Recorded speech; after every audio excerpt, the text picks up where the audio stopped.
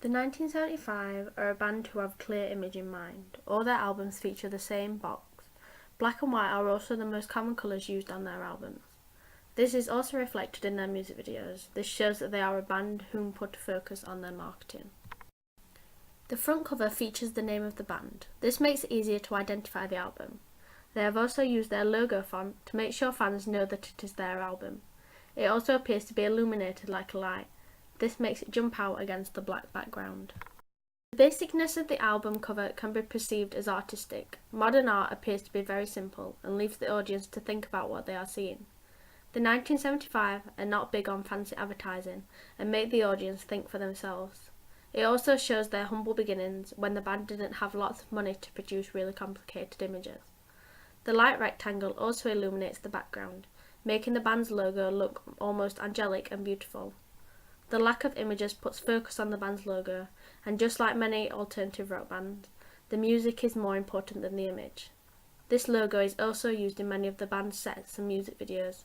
It enforces the band's. The back cover also has the same image as the front, however it now shows the track list. The words are also illuminated, which helps them stand out against the black background. The block capitals also help in this aspect. The production details are in small print at the side because the average fan will not be interested in them. The barcode is also tucked out of the way so that it is not intruding the artistic aspect of the CD.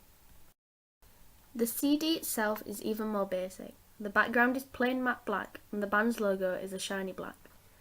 The lead singer always comments on how he finds the colour black poetic and artistic.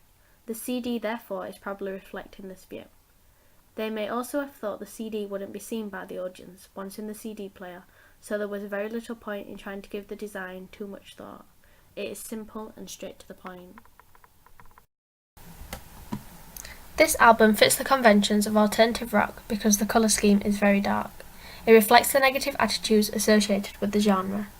The basic use of just a logo shows that this alternative band want people to focus more on the band's views and music as a whole rather than on the band's appearance. This makes it different to pop digipaks because it is stereotypical that a pop digipak would feature an image of the singer. When designing my own digipak, I will bear in mind the simplistic element of the 1975 album. I want to put more focus on the band's ethos and image rather than marketing them on what they look like. I also like the idea of using colours that suit each other, such as black and white, because it makes it easier on the viewer's eye.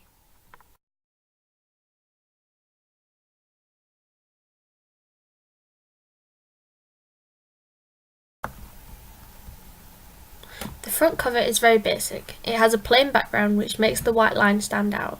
This line is a common theme throughout their music videos. This is because it is the logo of the album, and hence white is the focal point. The contrasting colours mean that this feature is visible from far away and identifiable to anyone who is looking for the album in a crowd of CDs. It also shows the simplicity of alternative rock. Many digipaks of alternative rock albums are basic, and in a sense this could make them more memorable. It could be argued that the colours of the album are stereotypical of the alternative rock genre. Black is perceived as an unhappy colour, and the themes in alternative rock songs often express this emotion. The waves are supposed to represent the sound wave of music, which reflects the album's emphasis on the music being important to them. The lines also spell AM at the centre. This is the name of the album, but it is disguised as the sound waves. This enforces the idea that the Arctic Monkeys are a big part of music.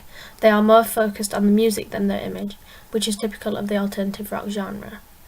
The back of the album displays the band's famous logo. The colour scheme is also the same, black and white. The line that runs through the track list connects with the sound wave on the front. This just joins the whole digipak together and connects everything. The track are in a bold white font which makes them stand out against the black. We can clearly see what they say because they are in capital letters and a sans serif font has been used. We are not distracted by other images and it puts focus on the songs. The bluntness of the front font reflects the attitude of alternative rock. Everything is straight to the point. The barcode and record label information is positioned at the bottom of the back cover. This is so we are not distracted from other aspects of the digipak. If the barcode had been in front, we wouldn't have been thinking as much about the sound waves. The barcode would have taken up space and decreased the impact of the imagery. The CD of the AM digipak is the same as the front cover. The sound wave on the CD keeps the album image consistent and really enforces it. I think that the strong logo on the AM album and the way they have enforced it is a really good idea. A lot of people recognise the sound wave and associate it with the Arctic Monkeys now. The colour scheme is also effective. The way the colours contrast and the capital letters make the writing stand out and would help the audience read any important information.